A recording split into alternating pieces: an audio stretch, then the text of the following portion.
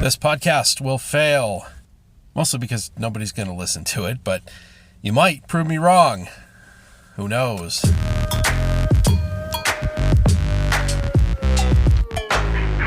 And this is episode 23 of This Podcast Will Fail. I am just some guy. Who I am and where I am is completely irrelevant to the topics of which I wish to discuss. So, not that I think anybody is going to listen to this one in particular, because this is definitely a bit of a self-indulgent conversation. And I spent the last, half a day trying to figure out what it was I wanted to talk about. And I knew that for this season 2 here of Life, Society, and Self, I had a sense that every single day, easily, there would be something that caught my attention, that made it into my field of vision that bore speaking about. I knew there'd be some news story or some item in popular culture or something that I read somewhere. I knew that I would find some level of inspiration to have a little 20-minute discussion every day about. Well, today's inspiration for this talk was unexpected. Came out of a weird place, and in the moment, I didn't think that it would be a relevant conversation until I somehow inadvertently recounted that moment to somebody else. So rather than speaking circular babble here, let me just get right to the point. I'm old. I am told by many people around me, my family and coworkers and friends, that I'm not in fact old. I will turn 45 at the end of this here month. These past 5 years have crept up on me very quickly. I saw 45 as something that was, down the road. I had plenty of time before I had to worry about that. I saw 40 as, okay, here we go, right? 5 years ago, I know we did 30 years old, and we did the mid-30s and raised my family and whatever, career and all that in my 30s. But 40 was something I knew was on the horizon. That's fine. 45, Jesus, I didn't think I'd get here this quickly. So, much as the title of this episode would suggest, I saw my grandfather in the mirror today, and it was a moment for me.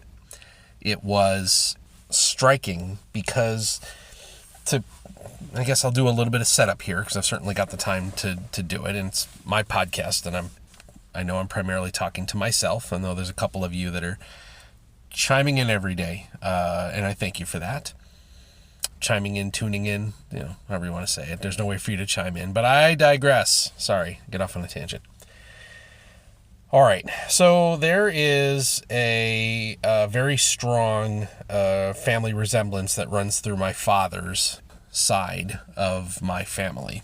Sadly, I don't know an extreme amount of information about that side of the family. What I know is that I look, unfortunately, a lot like my dad, almost to a scary amount. One of my brothers does as well. I never told you this. I'm the youngest of 3 males. There's a stepsister out there somewhere, younger than me. But I'm number 3 boy. Number 1 and myself, we look a whole hell of a lot like my dad. And I will say that I don't keep touch with anybody. Again, you don't know that much about me, but my family is mostly estranged. I don't deal with either of my siblings. My father actually passed away this year, but I've been estranged from him for 30 years, give or take. So no condolences. That's cool. He all of a sudden hit pancreatic cancer. Might have been prostate cancer. Very quickly in his 70s and died within a year. But I don't know the guy. So all I know is I look a lot like him. In the couple of brief communications with both of my brothers about his passing, I saw a picture of my oldest brother, who I haven't seen in probably 10 years. Who, boy, does he look like Dad? And I knew towards the end that Dad was looking an awful hell of a lot like the grandfather I remember growing up. So I think my grandfather passed away when I was still a teenager, probably. I guess I was probably 15, 16, I think, when he passed away. But there's, a clear line. You can see it, and you can see the progression. And I say all that because, once again, I did not expect what I saw when I looked in the mirror today, and it it was jarring. It was scary. And I knew that I needed to maybe have this conversation with myself about the realities of getting older. And I know that the vast majority of people look at 45 years old as middle-aged. And I guess so. Yeah, I guess that's fair. I know that my grandfather made it into his early 70s. We know now that my father made it to about he was either 72 or 74. I don't remember. Mid 70s, right? That's about the expiration date. That's the shelf life of men with my last name in my family bloodline. Cool. All right, great. So it was just really weird to look into the mirror this morning after getting out of the shower, and I'm cleaning up and doing my shaving and brushing my teeth and all that nonsense. And I just saw him. And it was striking. And it was a couple of specific things. Okay, so I started talking about what I know about my grandfather, and what I know about that family. I know that my grandfather was raised primarily on a Native American reservation in the Northeast. That's another clue towards who I am and where I am, but that's about all I'm going to give you there. So I know that he grew up on the reservation, that he was a full-blood Native American descent. I know that my father was one of several children, but I do not know how many, and I do not know the age ranges. I don't know if he's in the middle, the youngest, the oldest of his siblings. I know nothing about any potential siblings of his because it just never came up, and there's never been any kind of evidentiary paper trail to demonstrate who and where and what and whatever. It is a topic that my father, in the years that I did have him around, never broached, never talked about, and family records are just kind of gone with the wind. So not that the records were all that great for Native American families anyways, but I remember seeing a picture. There was one year I reconnected with my father when both of my oldest sons were 6, 7 years old, somewhere in there. And I saw an image of my grandfather in his 20s or 30s in full Native American headdress, taking part in a tribal function. So I know that there was a split up of that family somewhere along the line. I know that my father was ultimately raised by my grandfather, separate from any other siblings. And frankly, I don't know the circumstances around any of that. I have no idea. And I bring up the family history piece and the Native American connection because I've been told my whole life, if I take my hand and I put it in front of my nose and mouth, from the nose up, apparently I am so obviously Native American that it's unmistakable. Apparently, my nose, the shape of my eyes, my brow, my hairline, all apparently clearly point to a Native American heritage. the same as my father, although my father was half German, I think, and again, records are spotty, but yeah, my father, born from a Native American father, and we believe a German, possibly Dutch German mother.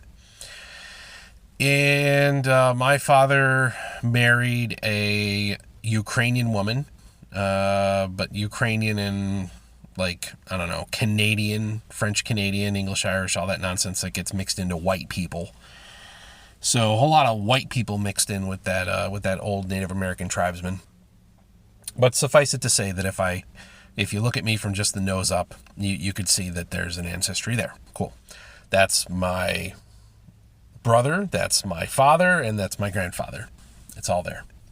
And it was in that place that I saw him, specifically the eyes. When I think back to being a very young child and visiting with my grandparents, my step-grandmother at the time, when I would be at their house and spending time with Grandpa, his eyes were always so, what's the word? Just distinctive, I think, because first there was the age and the booze. That's another part of my life in history that I'll talk about another time, but that's not the conversation for today. But booze played a part in the way my grandfather looked. The the area between the top of the eyelid and the bottom of the eyebrow, right? The inside of your orbit, I guess is what it's called, droops like crazy, right? So you can almost see this, like, you think about bags under the eyes. No, these are like bags over the eyes, and specifically, crazy enough, the left eye. And my grandfather had a very distinctive pouch of skin that hung over the top of his eye. It's hard to describe, but just you can kind of picture it. There's almost like a droopy looking eyelids on this man. But in addition, he had very, very piercing eyes. A very what's the damn word? Hazel, I guess, not green, not brown, but his eyes were just like almost haunting. The way he would look at things, always just had this deep set gaze. So in combination, again, you're talking about someone who's in their mid 60s, I guess, at that point when I was little, and I just have that very specific image of what he looked like in my memory, with those droopy eyes, those staring, piercing eyes, and unfortunately a little bit of a bigger honker than you would expect. We have somewhat prominent broad noses. Not broad. It's not really broad like that. It's not a big flat broad nose. It's just kind of almost unnecessarily large for the facial frame. It's distinctive. Okay, we'll leave it at that. If anybody's still listening at this point, I am shocked and amazed. If you are actually here at the 13 and a half minutes. But anyways, I saw that in myself, and I was almost taken aback a little bit, because now as I'm sitting here in the front seat of the car, I'm going to look in the rear view mirror while I talk about this, and I see how on my left eye, good Lord, there's this crease, because there is this population of skin in that moment of seeing my grandfather's eyelid on my face and recognizing the lines on either side of the nose leading down to the cheek. I recognize those lines. I recognize that eye. And when it hit me that that's what I was looking at, that's when I saw an intensity in my own gaze. And that is when I saw my grandfather in the mirror. And I'll tell you, my breath caught. My breath caught for a minute, because it was this unforeseen moment of realization of just how old I am. And I have plenty of other things to help, provide me with all the evidence in the world that I'm getting older. I have grown children, right? I've got adult sons. I have a 23, he's going to be 23 in about a week and a half. 23-year-old son, 21-year-old son, 18-year-old son, and a couple teenagers underneath that. We have 6 kids, by the way. I don't know if you know that. But I have grown children. I have a career that has spanned 20 years of my adult life. So it's stupid, not to acknowledge the fact that, we're almost we're almost half a century into this thing. We're 5 years off of living in this world for half a century, and it's scary. It's scary, right? I feel like I'm running out of time. And I feel like I did a midlife crisis thing back at age 40. Back at age 40, I decided to grow my hair long and try to recapture my wild youth and look like the heavy metal headbanger reject that I looked like in the 90s when I met my wife. So I did. I grew my hair out. Screw you, big fat old biker looking wannabe guy. Grew my hair out, and then when that was a respectable length halfway down my back, I'm not kidding, my bangs went down, to my chest. I shaved the sides and back of my head, so I had this ridiculous crown of long heavy metal hair, and I wore that for almost 3 years, and I felt like that was my midlife crisis. I felt like I got it out of my system and moved on. I've long since shaved cut my long hair off and back to a business casual acceptable men's haircut since then. But I don't feel like I'm in midlife crisis land right now, because I don't know if this does count as a crisis. Does this moment of self-reflection mean that I'm craving youth, right? Am I trying to hold on to some vague sense that I am not indeed a middle-aged man? Am I trying to convince myself that there is some, this is just the second win, baby. This is round 2, right? No, I don't know if this is round 2. I feel like this is round 4 and a half. I don't know. It's an odd thing to contemplate your own mortality, and on top of that, to have been shown by my reflection in the mirror today that this conversation with myself is prescient right now, that it's necessary, that as much as I try to stay youthful and I still have this residual self-image, thank you, Morpheus, of myself as that, young 18, 19, 20-year-old with long hair and heavy metal, and I still am into heavy metal, and I still like to think that I am in touch with younger generations, even though young people suck. So yes, I am old. But I don't know how I'm supposed to feel about the fact that I'm physically now starting to resemble those that came before me. The physical signs of age are finally there, and that messes up the whole thing. So it's something I guess I'm just going to have to kind of learn to live with and move forward, and maybe there's some measure of accepting and pride for the fact that I'm following these people before me. At least I look like them. I don't know a damn thing about them other than what I know about them that I'll talk about in the future. But for now, I guess that was just the point, was to kind of talk about my own looming mortality on the horizon. So that's really all I wanted to say today. And if you made it this far into the podcast, I appreciate you very much for taking the time. I don't have a way for you to get in touch with me. Sorry, there's no social media. There's no mention of who I am and where I am or how to find me. But I am grateful for your time.